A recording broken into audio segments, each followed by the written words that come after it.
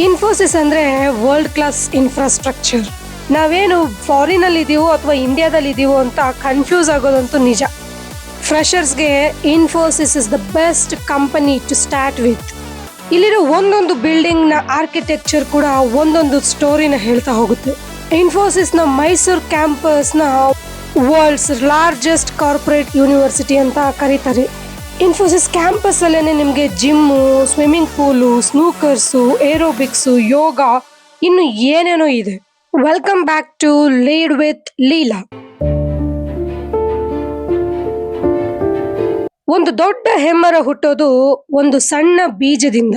ಸ್ನೇಹಿತರೆ, ಇವತ್ತು ನಮ್ಮ ದೇಶದ, ಅದರಲ್ಲೂ ನಮ್ಮ ರಾಜ್ಯದ ರಾಜಧಾನಿಯ ಹೆಮ್ಮೆ ಇನ್ಫೋಸಿಸ್ ಸಂಸ್ಥೆಯ ಬಗ್ಗೆ ಮಾತಾಡ್ತಾ ಇದ್ದೀನಿ.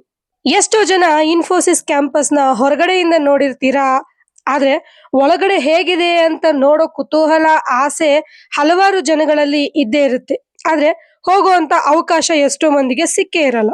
ಹಾಗಾದ್ರೆ ಇವತ್ತು ಈ ವಿಡಿಯೋ ನಿಮಗೋಸ್ಕರ. ಇನ್ಫೋಸಿಸ್ ಕ್ಯಾಂಪಸ್ ನ ಒಳಗೆ ಏನೇನೆಲ್ಲ ಇದೆ ಅನ್ನೋದನ್ನ ನೋಡ್ತಾ ಹೋಗೋಣ ಬನ್ನಿ. Let's get in.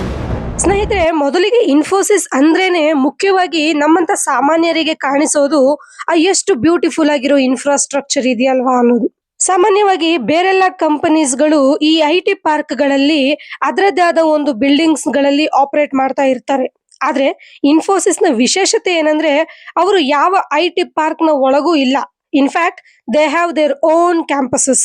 ಒಂದೊಂದು ಕ್ಯಾಂಪಸ್ ಕೂಡ unique and has its own glory. ಪ್ರತಿಯೊಂದು ಬಿಲ್ಡಿಂಗ್ ನ ಡಿಸೈನ್ಸ್ಗೂ ಅದರ ಆರ್ಕಿಟೆಕ್ಚರ್ಗೂ ಒಂದು ಇನ್ಫ್ಲೂಯೆನ್ಸ್ ಇದ್ದೇ ಇದೆ.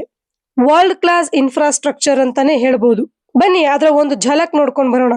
ಇನ್ಫೋಸಿಸ್ ಕ್ಯಾಂಪಸ್ ನಲ್ಲಿರೋ ಬಿಲ್ಡಿಂಗ್ ಗಳ ಶೈಲಿ ಬಗ್ಗೆ ಮಾತಾಡ್ತಾ ಹೋದ್ರೆ ಒಂದ್ ದಿನ ಎಲ್ಲ ಸಾಕಾಗಲ್ಲ. ಮೊದಲಿಗೆ ಮೈಸೂರು ಕ್ಯಾಂಪಸ್ ಬಗ್ಗೆ ಮಾತಾಡ್ಬೇಕು ಅಂದ್ರೆ, ಇನ್ಫೋಸಿಸ್ ಸಂಸ್ಥೆಯ ಸಂಸ್ಥಾಪಕರಾದಂತಹ ನಾರಾಯಣ ಮೂರ್ತಿರವರ ಸಿಗ್ನೇಚರ್ ನ ಶೈಲಿಯಲ್ಲೇ ಒಂದು ಬಿಲ್ಡಿಂಗ್ ಇದೆ ಅಂದ್ರೆ ನಂಬ್ತೀರಾ? ನಂಬಲೇಬೇಕು. ಈ ಬಿಲ್ಡಿಂಗ್ಸ್ ಹೇಗೆ ಡಿಸೈನ್ ಆಗಿದೆ ಅಂದ್ರೆ NRN ಅನ್ನೋ ಶೈಲಿಯಲ್ಲಿ ಕಾಣಿಸ್ತಾ ಹೋಗುತ್ತೆ. So what a dedication to the founder ಅಲ್ವಾ. ಇನ್ನೊಂದು ವಿಶೇಷತೆ ಅಂದ್ರೆ ಈ ಮೈಸೂರು ಕ್ಯಾಂಪಸ್ ಅಲ್ಲಿರೋ ಗೆಸ್ಟ್ ಹೌಸ್ ಬಿಲ್ಡಿಂಗ್ಸ್, ECC ಅಂತ ಏನ್ ಕರೀತಾರೆ, ಇದು ಯಾವ ರೀತಿ ಕನ್ಸ್ಟ್ರಕ್ಟ್ ಮಾಡಿದ್ದಾರೆ ಅಂದ್ರೆ ಬರ್ಡ್ಸ್ ಐ ವ್ಯೂ ಅಲ್ಲಿ, ಅಂದ್ರೆ ಒಂದು ಪಕ್ಷಿ ನೋಟದಲ್ಲಿ ನೋಡಿದಾಗ ಮೇಲಿನಿಂದ ಆ ಬಿಲ್ಡಿಂಗ್ ಬ್ಲಾಕ್ಸ್ ಗಳು ಇನ್ಫೋಸಿಸ್ ಅಂತ ಬರ್ದಿರೋ ತರ ಕಾಣಿಸುತ್ತೆ. ಬ್ರಾಂಡಿಂಗ್ ಅಂದ್ರೆ ಇದೆ ಅಲ್ವಾ. ಇನ್ನು ಟ್ರಿವಾಂಡ್ರಮ್ ಕ್ಯಾಂಪಸ್ ಅಲ್ಲಿ ಬೋಟ್ ಆಕಾರದಲ್ಲಿ, ಅಂದ್ರೆ ಒಂದು ದೋಣಿಯ ಆಕಾರದಲ್ಲಿ ಬಿಲ್ಡಿಂಗ್ಸ್ ಗಳು. ಚೆನ್ನೈನ ಮಹೇಂದ್ರ ಸಿಟಿಯಲ್ಲಿ ಅದರದ್ದೇ ಆದ ವಿಶೇಷತೆ ಶೈಲಿ. ಹೈದರಾಬಾದ್ ನಲ್ಲಿ ಮತ್ತೊಂದು ಸ್ಟೈಲ್ ಆಫ್ ಬಿಲ್ಡಿಂಗ್. ಪುಣೆ ಅಂದ್ರೆ ಇಟ್ಸ್ ಅನದರ್ ವಂಡರ್.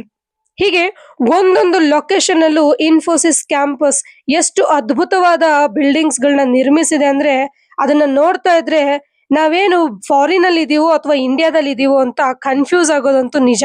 ಕ್ಯಾಂಪಸ್ ನ ಒಳಗೆ ನಾವು ಅಂತ ಅದ್ಭುತವಾದಂತಹ ವರ್ಲ್ಡ್ ಕ್ಲಾಸ್ ಫೆಸಿಲಿಟೀಸ್ ನ ಅಂಡ್ ವರ್ಲ್ಡ್ ಕ್ಲಾಸ್ ಡಿಸೈನ್ಸ್ ನ ನೋಡಬಹುದು. ಅಂಡ್ ಅದರ ಮೇಂಟೆನೆನ್ಸ್ ಗೆ ಒಂದು ಹ್ಯಾಟ್ಸ್ ಆಫ್. ಇನ್ನು ನಮ್ಮ ರಾಜ್ಯದ ರಾಜಧಾನಿಯಾದಂತಹ ಬೆಂಗಳೂರಿನಲ್ಲಿ ಇರುವಂತಹ ಕ್ಯಾಂಪಸ್ ನ ಹೆಡ್ ಕ್ವಾರ್ಟರ್ಸ್ ಅಂತ ಕರೀತಾರೆ. ಸೊ ಈ ಹೆಡ್ ಕ್ವಾರ್ಟರ್ಸ್ ಕ್ಯಾಂಪಸ್ ನ ಹೆಚ್ಚು ಅವಲೋಕನ ಮಾಡೋಣ ಬನ್ನಿ. ಇದನ್ನ ಪಿರಾಮಿಡ್ ಬಿಲ್ಡಿಂಗ್ ಅಂತಾರೆ. ಸೊ ನೋಡಿ, ಈಜಿಪ್ಟ್ ನ ಪಿರಾಮಿಡ್ ಶೈಲಿಯಲ್ಲಿ ಇದೆಯಲ್ಲ, ಹಾಗಾಗಿ ಇದಕ್ಕೆ ಪಿರಾಮಿಡ್ ಬಿಲ್ಡಿಂಗ್ ಅಂತ ಕರೀತಾರೆ. ಇನ್ನು ಇದು ನೋಡಿ, ಇದು ಫೌಂಟೈನ್ ಇರುವಂತಹ ಜಾಗ. ಇದರ ಸುತ್ತಮುತ್ತ ಇರೋ ಬಿಲ್ಡಿಂಗ್ಸ್ ನೋಡಿ, ವಾವ್. ಅಂಡ್ ಅದರ ಮಧ್ಯೆ ಇರುವಂತಹ ಆ ಗ್ರೀನರಿ ನೋಡಿ ಎಷ್ಟು ಎನ್ವಿರಾನ್ಮೆಂಟಲ್ ಫ್ರೆಂಡ್ಲಿ ಇದೆ.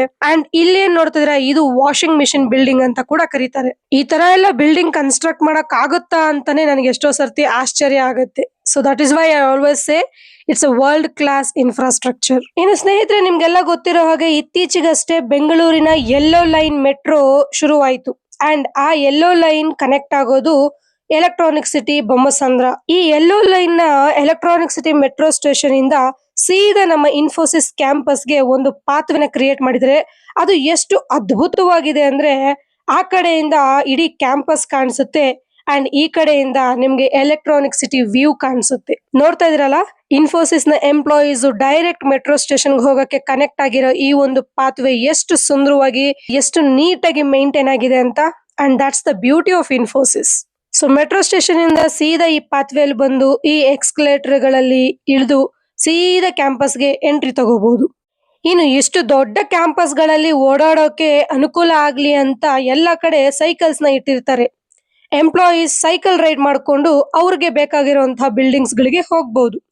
ನನಗಂತೂ personally cycle ride is the most favourite. ಅಷ್ಟೇ ಅಲ್ಲ ಸ್ನೇಹಿತರೆ, ಇನ್ಫೋಸಿಸ್ ಯಾವಾಗ್ಲೂ ಎಂಪ್ಲಾಯೀಸ್ ನ ಹೆಲ್ತ್ ಅಂಡ್ ಸೇಫ್ಟಿಗೆ ಪ್ರಿಯಾರಿಟಿ ಕೊಡುವಂತದ್ದು.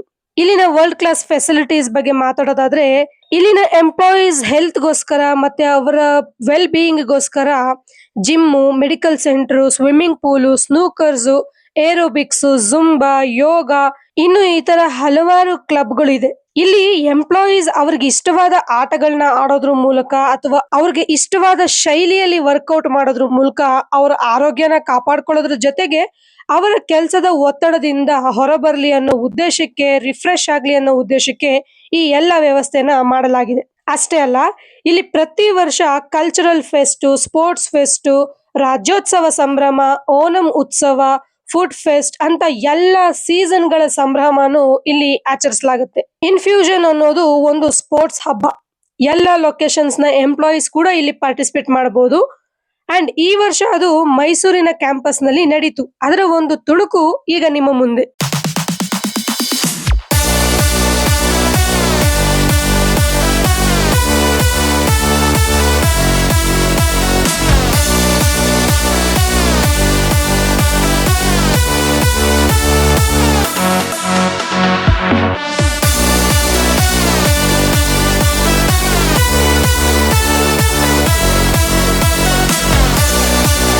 ಸ್ನೇಹಿತರೆ, ಬೆಂಗಳೂರಿನ ಐಟಿ ಹಬ್ ಅಂತ ಕರೀತಾರೆ.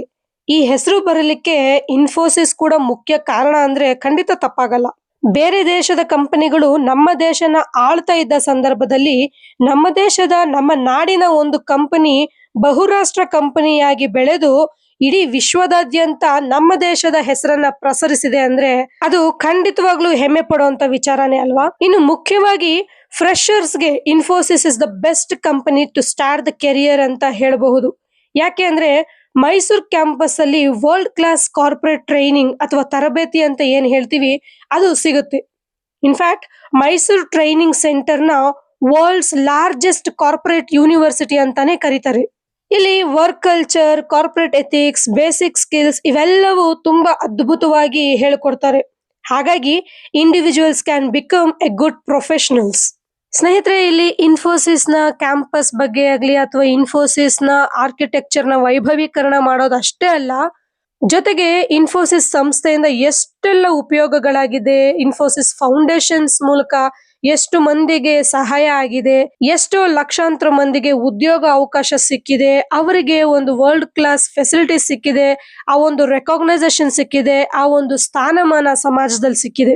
ಇವೆಲ್ಲದರ ಪ್ರತೀಕವಾಗಿ ಇನ್ಫೋಸಿಸ್ಗೆ ಒಂದು ದೊಡ್ಡ ಸಲಾಂ. ಇದಿಷ್ಟು ಇನ್ಫೋಸಿಸ್ ನ ಕ್ಯಾಂಪಸ್ ನ ಸೌಂದರ್ಯದ ವರ್ಣನೆಯ ಒಂದು ಪಕ್ಷಿ ನೋಟ. ಆದ್ರೆ ಮುಂದಿನ ವಿಡಿಯೋದಲ್ಲಿ ಇನ್ಫೋಸಿಸ್ ಹೇಗೆ ಶುರುವಾಯಿತು, ಇವತ್ತಿನ ಅದರ ಸ್ಥಾನಮಾನಗಳೇನು ಅನ್ನೋದನ್ನ ನೋಡೋಣ. ಸಿಗೋಣ ಮುಂದಿನ ವಿಡಿಯೋದಲ್ಲಿ. ಧನ್ಯವಾದ.